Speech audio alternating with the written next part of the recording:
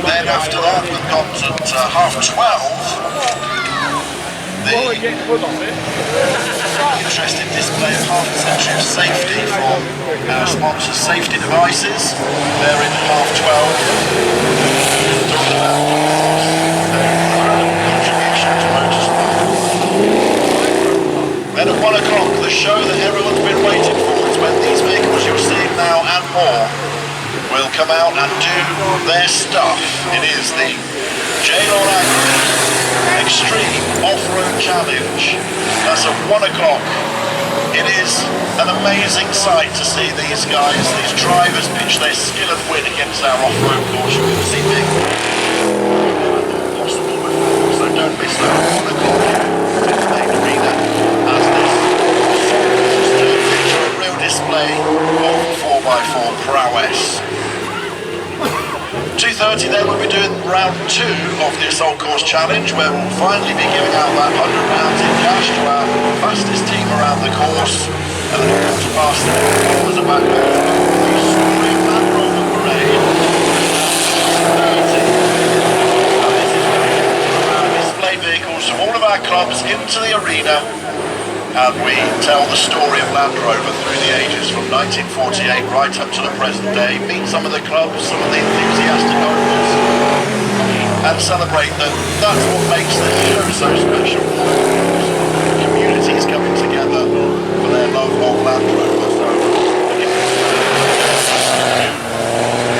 meanwhile, over at the Brit Park Theatre, of course, you can join the team from LRO Magazine, who are rebuilding a very early Land Rover in there. They're fitting a new suspension and brakes throughout the weekend, so catch up with Martin Dominy from LRO Magazine in there, plus Steve from Brit Park, our sponsors here at the LRO show for 2022. And Alex Riley will be catching up with them throughout the day for updates. And speaking of Alex Riley, you can hear more from him and his amazing guests in the LRO Talks tent. That's the big khaki one up here near the arena. And he'll be meeting in very short order the LRO editorial team to give their meanwhile as well over in the Polybush Theatre. At Peterborough Showground, Sam Coleman is commentating on the mechanics. Rebuilding their Land Rover in there, they are rechassis a TD5 Defender 90. The challenge is that they were to drive that thing, giving them all Friday afternoon, strip in, change the chassis, put it all back together. And they should be driving that vehicle under its own steam into the main arena at 3 o'clock this afternoon. Can they do it? Go and see how they're getting on. Gonna have a look at their progress in the Polybush Theatre. That's directly behind the main arena. So, a packed schedule of action here for you in the main arena of the Land Rover Owner International Show. Lots of opportunities to win stuff as well this weekend, because we have Lego Defender being given away by Adrian Flux. Adrian Flux situated between the grandstands and the LRO tent. Very easy to find them.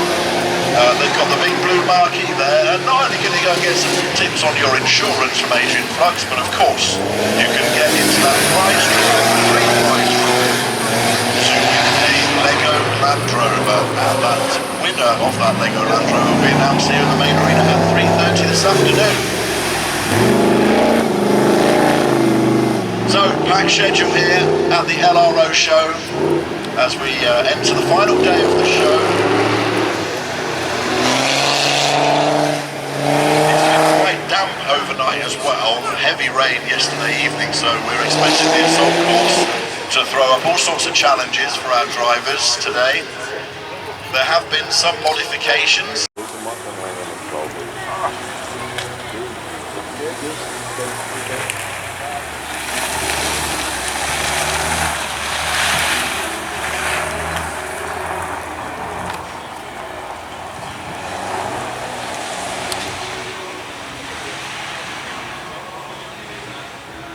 So, ladies and gentlemen, what you're seeing now in the main arena is our demonstration from Bowler as they show us their brand new Defender Challenge vehicle doing its stuff on a very slimy arena here this morning. Of course, we've had that rain, as I mentioned, overnight, and this is really giving us a display of the control and grip that the bowlers are enjoying. Of course, Bowler Motors off-road performance specialist, creating a Land Rover Defender rally car that's competing in its own single-make championship at the moment. And Bowler, great history with Land Rover, started in Belper in Derbyshire, all the vision of Drew Bowler, who of course won so many amazing motorsport events during his period in competition. Now part of the JLR team. So joining me to explain more is Rob from Bowler. So tell us all about the vehicles.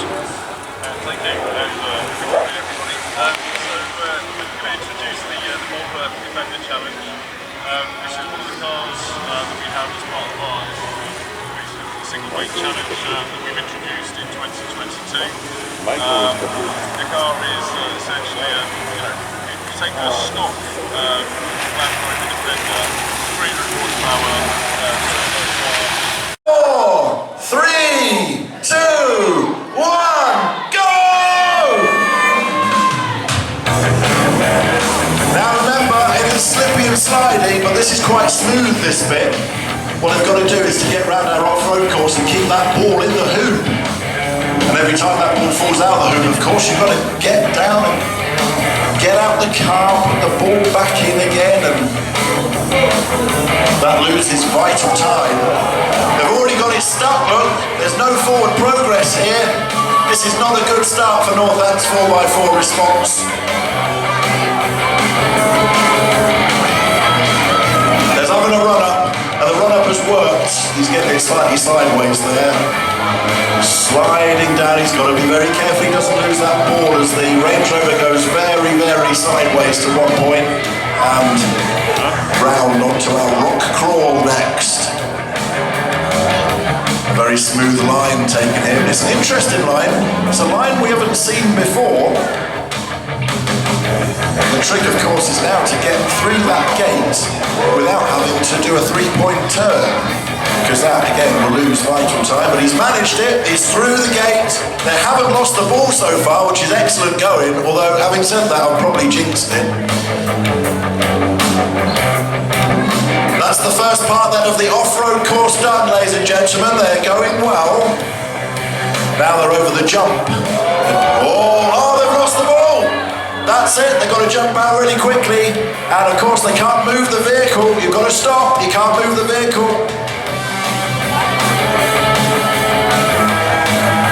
That ball must go back into the hoop. This is all part of the challenge now. Vital time lost by Northant's 4x4 response. What can they do to get that time back as they now take themselves off the jump? Round to the second part of our off-road course. This is the most difficult part because, of course, it is very, very bumpy, very rocky, and it is designed to shape that Range Rover from left to right, up and down. And of course, they've lost the ball again. They must jump out, put it back in the hoop, try not to fall off at the same time.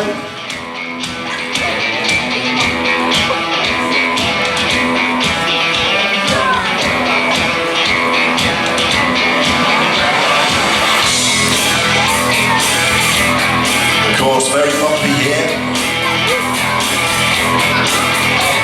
He's taking it very gently because it is much more clever a strategy, we think, to go slowly and not lose the ball than to go quickly and have to take the ball back into the hoop each time.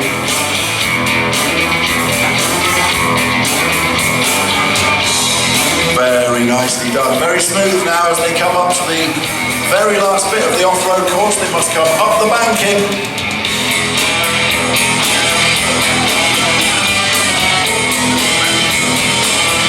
Don't run the commentator over.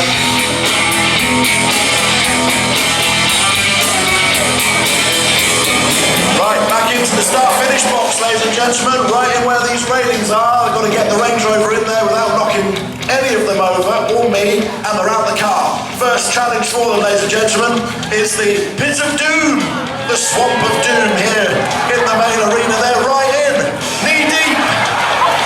Someone's lost his shoe or something, I think, in there. Something's gone adrift. There's good teamwork though, everyone's helping each other. Yes, there's a shoe gone adrift. He's had to plunge his hand deep into the mud to pull his shoe out, but it hasn't deterred him. He's off and he's in the lead as they get up to the water splash now. Forget the shoe, it's all gone. Chuck it away.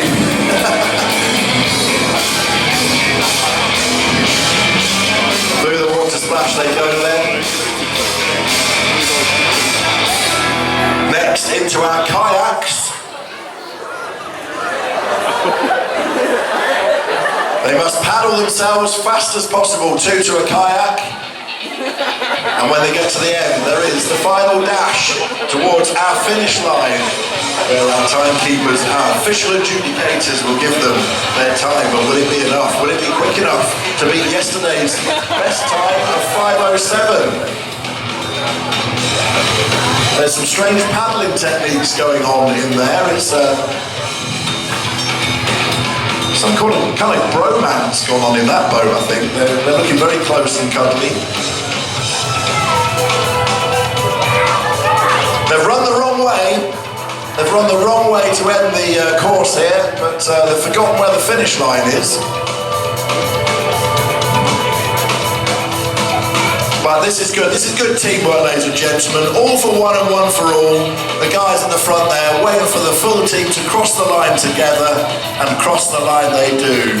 Ladies and gentlemen, put your hands together and all that's forward. Is our team ready? Team is ready. Counting down from 5. Foot steady. Easy, easy. 5, 4, 3, 2, 1, go!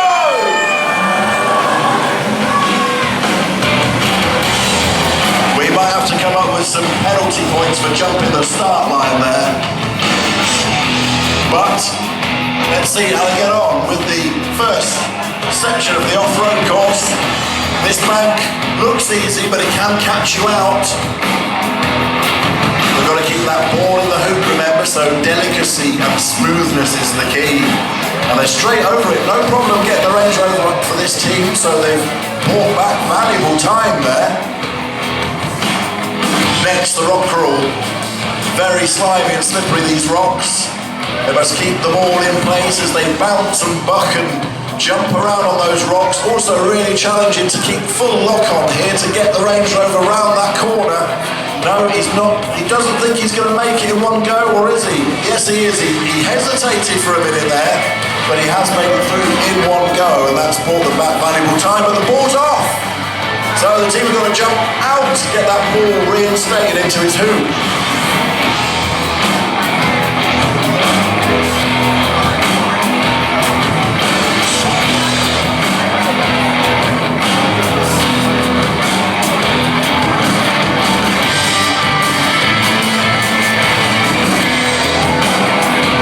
Jump, and it's nice and slow and steady. You can just see how much slidey mud there is there as the Range Rover wheel spins its way up onto the top of that as they come around to complete what is the most bumpy part of our off-road course here. They just go out of sight of me for just a moment before they go through our axle articulation challenge, up and down over the bumps. And they've lost the ball again. In fact, not only have they lost it, they've punted it off into the arena. They're going to have to be very quick about getting that onto that hoop. They've got to lose vital time here. 5:07 is the time to beat. Second position currently with 5:13 is Northant's 4x4 response.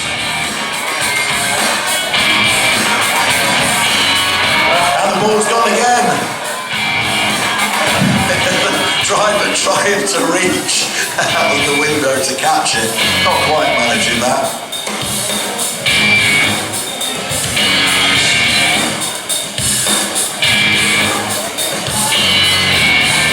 Back into position then as they continue, and vital seconds just ticking away now for this team as they struggle with the urge to put their foot down and rush towards the finish line, but also knowing that they mustn't dislodge that ball as they come over the banking for the final time, trying not to get launched or stuck. It looks easy, it is far from easy when you're actually driving it. And into the start-finish gates they go. He spun it. That's vital time lost there on the very last part of the driving section. That could really be costly for our team, the Goonies, but let's see how they do with the physical part. They're out of the Range Rover very, very quickly, and they're off into the swamp of doom, ladies and gentlemen. She's straight in. She doesn't care about that white sweatshirt at all. She's off. The rest of them are following, deep in the mud, trying not to lose their shoes. It is the swamp of doom. We call it that because it eats shoes. And at the end of each session here at the LRO show, I collect all the shoes and sell them. Yes, that's what I do. Through the water splash, they go there. And the toilet roll that we pulled out from the public toilets, doing its job there to wipe them up and clean them out before they get into the kayaks.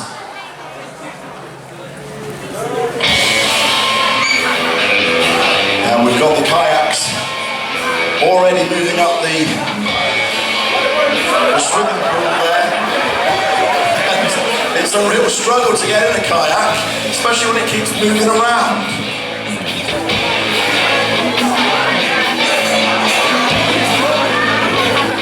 Gentlemen, give them some encouragement. They need your help here. Cheer them on. Come on, we've got to get that kayak to the end of the swimming pool.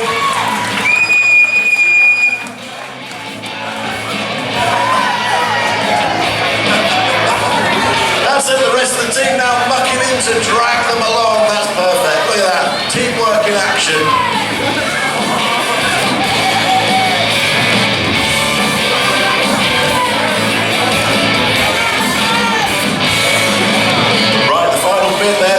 Get out of those kayaks, dash towards the finish line. By now their clothes are heavy and wet, they're cold and muddy and everything's slippy, but they've done it. They've crossed the finish line. Ladies and gentlemen, the Goonies, give them a big hand.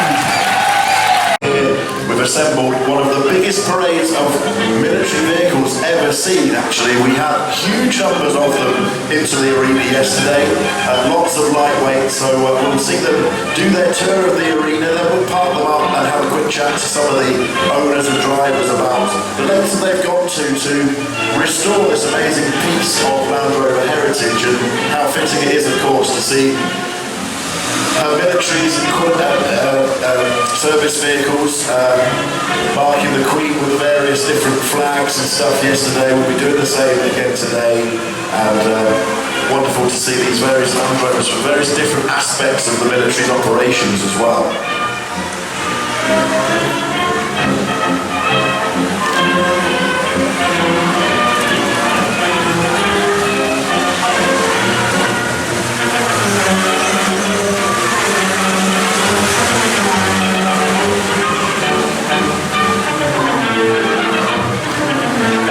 The lightweight half-ton, also known as the air portable, grew out of a British Army need to have a lightweight fighting vehicle that could be transported by air, could be thrown in the back of an aeroplane or a helicopter and taken to exactly where it was needed on the front line. Parachute platforms had even been tried on a number of occasions when they used to literally drop lightweights out of aircraft, but they had very little success, usually because the chassis would end up not in the same shape as they started.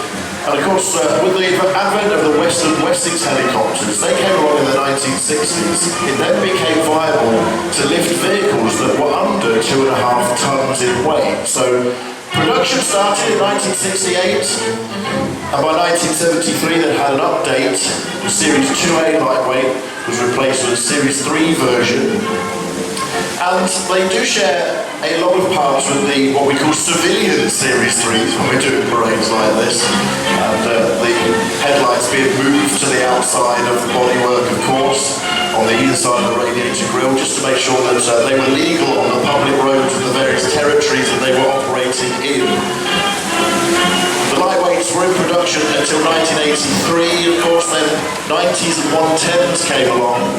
And in total, an amazing 20 countries purchased Land Rover lightweights for their military services and their own armed forces across the world. So it wasn't just the British Army that were using these. Over 20 around the world also purchased them. Most were petrol. There were some diesel engine ones, of course, as well. So fantastic to see so many lightweights from various...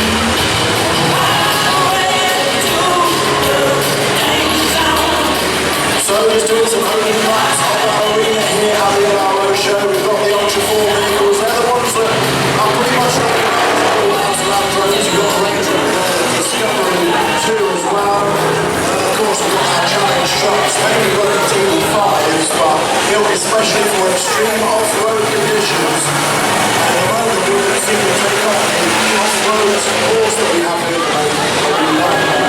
Help by the J1 Harry team, of course, and they're going to be doing some extreme off-roading for you, ladies and gentlemen. They're going to be reaching themselves high into the air, they're going to be jumping over the logs here, they're going to be reaching parts of our off-road course that no other vehicles have reached this weekend. We've got one of the 90 defenders doing donuts for us there. Joined of course by the Discovery 2 and the Range Rover and the Ultra 4s.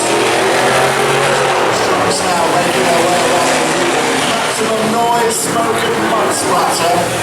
Also behind where I'm stood, trying to keep well out of the way up here on the flatbed stage, we have the jump.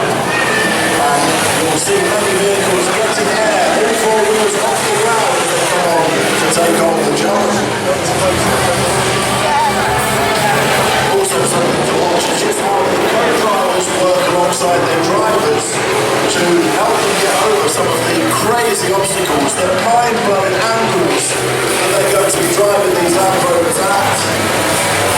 The co-drivers just as important as the drivers to make sure that they can complete the course properly. Joining me on the commentary, ladies and gentlemen, put your hands together. It is John James, otherwise known as JJ. Thanks very much, Mike. About this afternoon, the weather seems a little bit warmer as well, which is nice. We've seen almost a full fleet of cars back, which is pretty amazing considering what happened yesterday. They've taken quite a battery, haven't they, John? Because there was lots of broken vehicles by the end of yesterday's session. Yeah, we've had a fair few breakages. We've had some unfixable breakages, sadly, as well. But you know, they've all been out there. We fixed it. We had some driver changes as well. Co-driver swap overs, that sort of thing. And yeah, they were looking forward to putting on a good show for the crowd. At the end of it, I'm told also we have a winner, a prize for the best performance. And we'll keep that to ourselves until we're finished.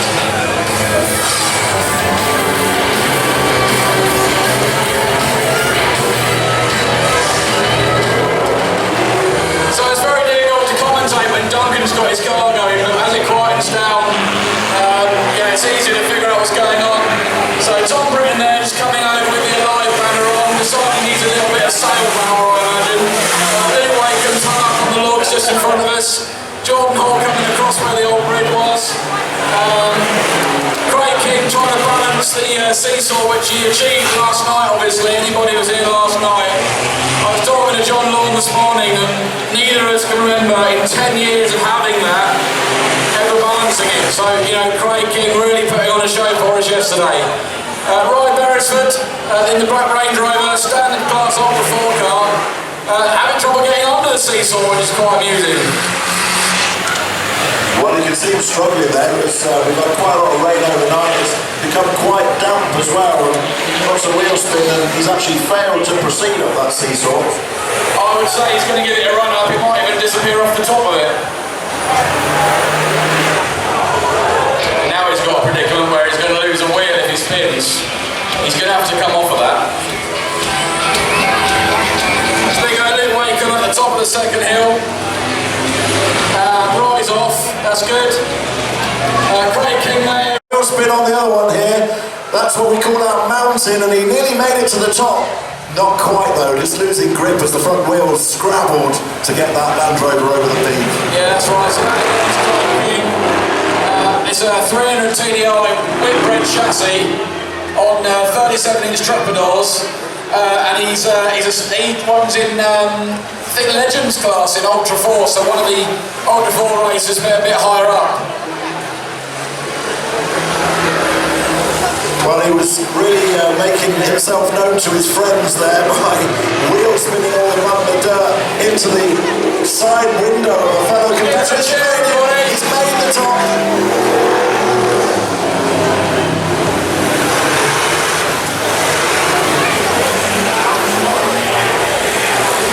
So vertical wall has come down as well. Unfortunately, the crowd couldn't see it in the grandstand. And it's a little bit steep from this side, but well done to Craig for finding that run. And I think the Bread Van's lining up to do the same over here, like the wrong side of this one.